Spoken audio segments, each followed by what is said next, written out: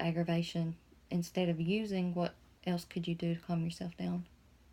I like to work on vehicles and stuff. Okay. I can go outside and work on my truck or do anything to occupy my mind to where I don't think about it. All right. Okay. So I heard you say that you feel like you're worthless. Is it because you don't have a job? Is it because you don't have a job, or that you relapsed?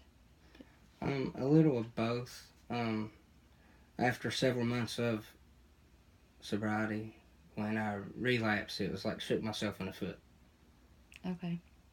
Okay, so when you say that you feel worthless, are you actually as worthless as you think you are? Well, I mainly felt worthless whenever I was using, and of course, my judgment was clouded. And now that I've had several months of sobriety, I do realize that I'm not as worthless as I thought. But even when I thought I was worthless, my son, he never saw anything bad in me. Okay. Okay, so what you're saying is that even though you feel like you're worthless, you know deep down that there's more to you than that, that you're not just worthless. Yes. Okay. All right, so is there any actual evidence that shows that you're worthless? No. No. No. Okay, so no matter what bad qualities a person has, there's always strong qualities. So what would you say is the strength of yours? A Um, strong quality. no matter what I've been through, I've always been a good father. Okay. I've always spent as much time with him as I could. And went to ball games and school functions, and I've always been there for my family anytime they needed me. Okay. All right, so you're a good father. Mm. Are there any other strong qualities that you have? I'm a good carpenter, mechanic, and stuff. And anytime anybody in my family needs help, they always call me, and that makes me feel good. It makes me feel needed and wanted. Okay. Is there anything else? I'm very determined, obviously, because Determined. I had several months of sobriety, and I did make the first step to obviously start seeking counseling. So that made me determined, Yeah. and I started the DUI class. Determination and focus is two key parts of sobriety, I think. Right. Okay. All right. So, how would your belief that you are worthless keep you from being able to make an improvement and make a change? Um, it's well, like I was doing good. I lost my job and lost my license. So you start to think you're doomed if you do and doomed if you don't. Regardless, some things you don't have control over. So that can make you feel worthless. Like I couldn't control getting laid off or losing my license. Okay.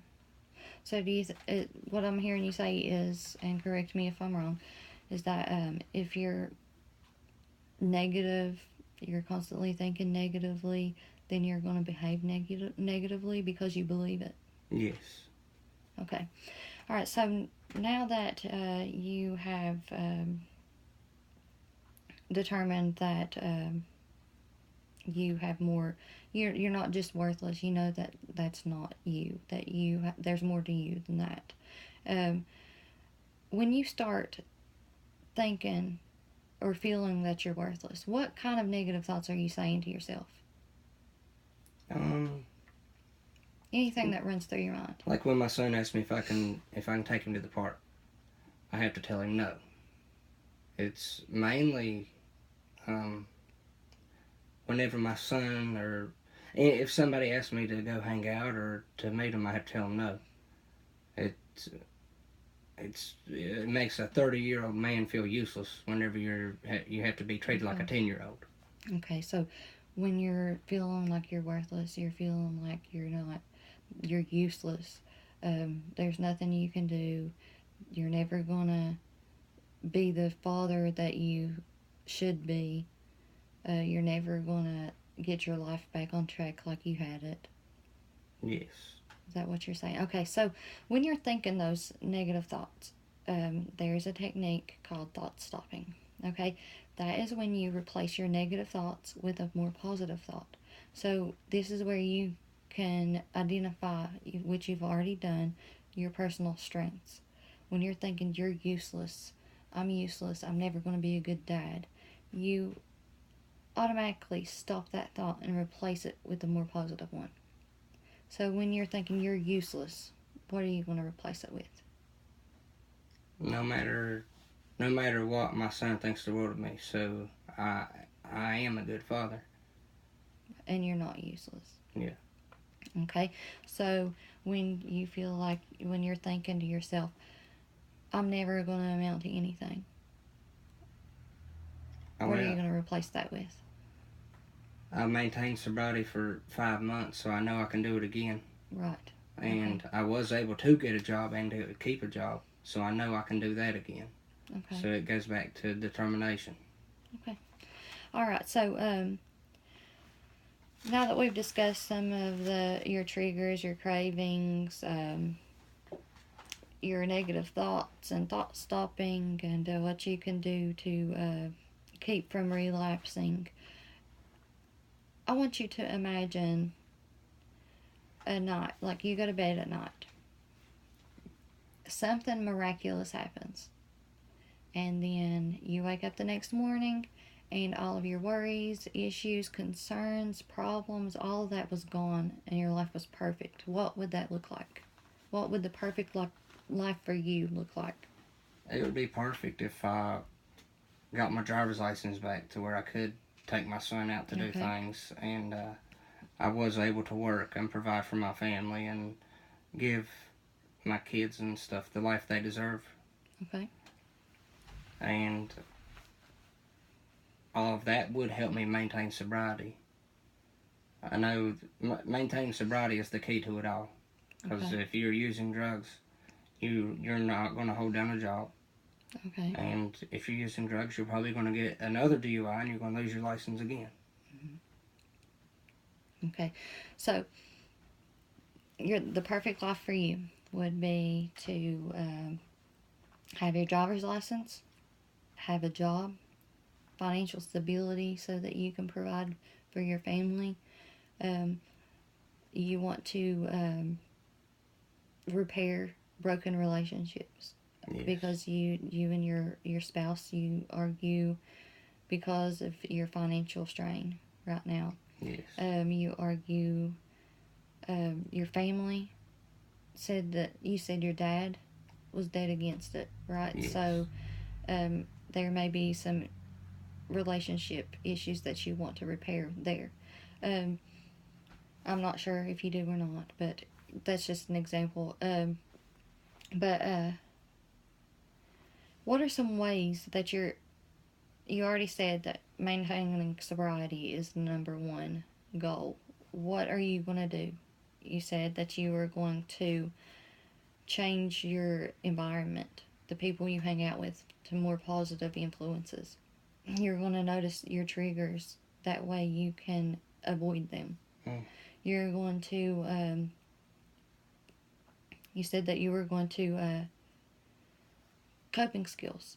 Whenever you feel like you're in a stressful situation, you feel like you're aggravated, you're going to redirect that aggravation and stress to something else. That way you're not provoked and you're wanting to use. You can do anything. You can go walking. You can go, you can draw if you like to draw. Anything that could get your, spend time with your little boy.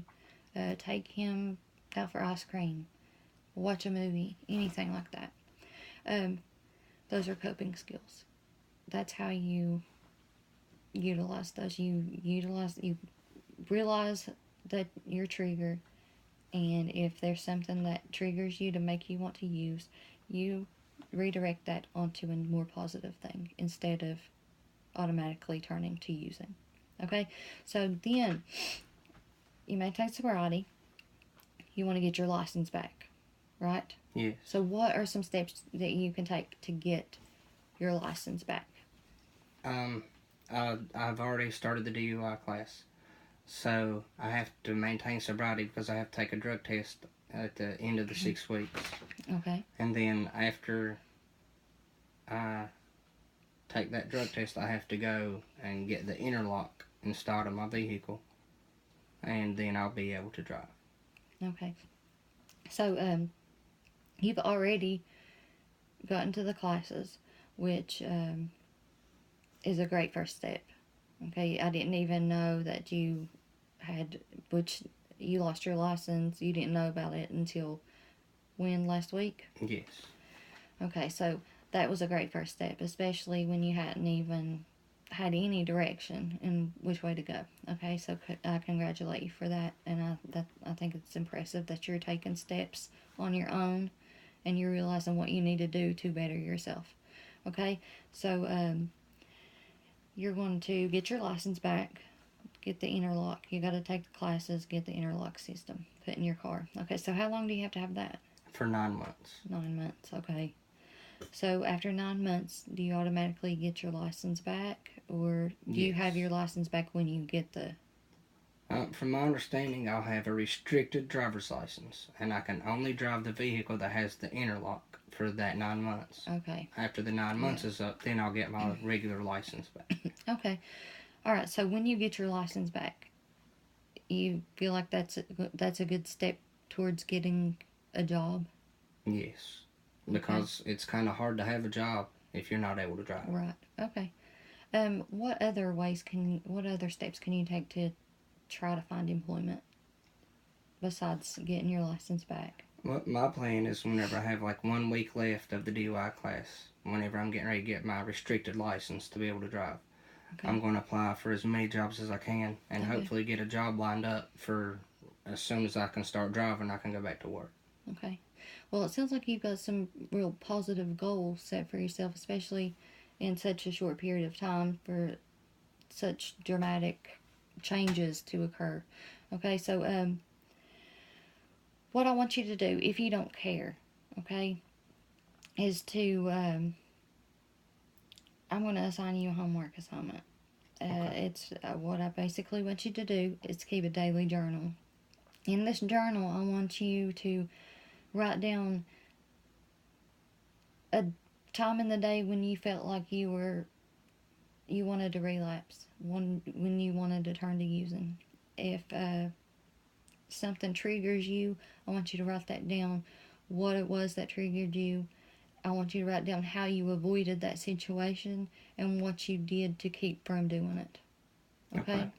So I want you to write down triggers, cravings. If there's something around you that influenced that, I want you to write down your coping skills that you use to keep from doing that. And then bring that to me next time you come to see me. Okay? Yes, ma'am. All right. Well, I want to thank you for being honest with me, because a lot of people would not have honesty, especially about relapse, because like you said, you're disappointed in yourself. Most people are, and that says a lot about you. So I want to thank you for that, and I wish you luck, and I'll see you next time you come in. Don't forget your homework assignment. Alrighty, thank you. Thank you.